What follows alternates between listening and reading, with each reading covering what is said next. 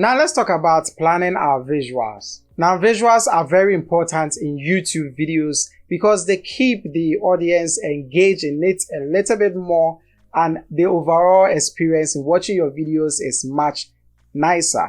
So with that in mind, let's consider these couple of steps. The first is determining the style and purpose of your video.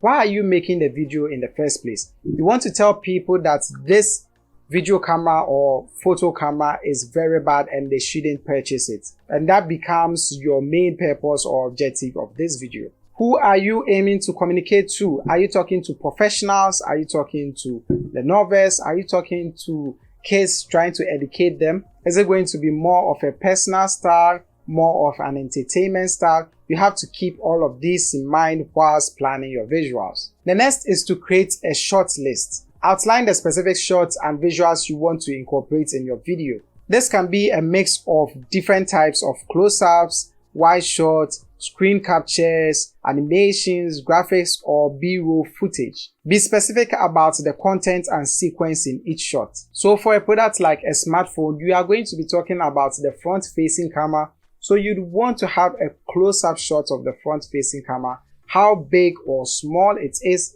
how much is going to eat into your screen, all of that. You can have close-up shots of them. Then you can have a wide shot of you using the smartphone in the first place. If there are specific tutorials you want to show your audience, you can incorporate screen recording by just doing it on your smartphone. And with all that said, don't forget to add in titles, graphics, and animations in your videos to keep it as engaging as possible. B-roll footages are also very essential, but we will be talking about it a little bit more in this course. Talking of animations and graphics, you can also plan ahead for having text in your videos. So in a video like this, anytime I have a new point, there's text going to be at the bottom here. So I have a fair idea that I can put text in there. I can also put text up here because I have a lot of space here, also at this particular area. So keeping that in mind is quite important.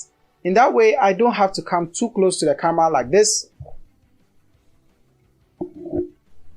When I know I'm going to have text popping up in some of the video, I can't be so close to the camera. And just like graphic design, if you want to incorporate graphics or animations in your video, stick with consistency. So if you want to incorporate text in your videos, make sure that the font, the style, the colors, and the overall size is also consistent. You wouldn't see me put a red text and a blue text here when I'm just talking about basic things. I would rather choose white or dark or make it consistent throughout. Now remember, visuals are powerful tools for engaging and captivating your audience. So before anything, plan and incorporate this strategically in your videos and you will see massive improvements.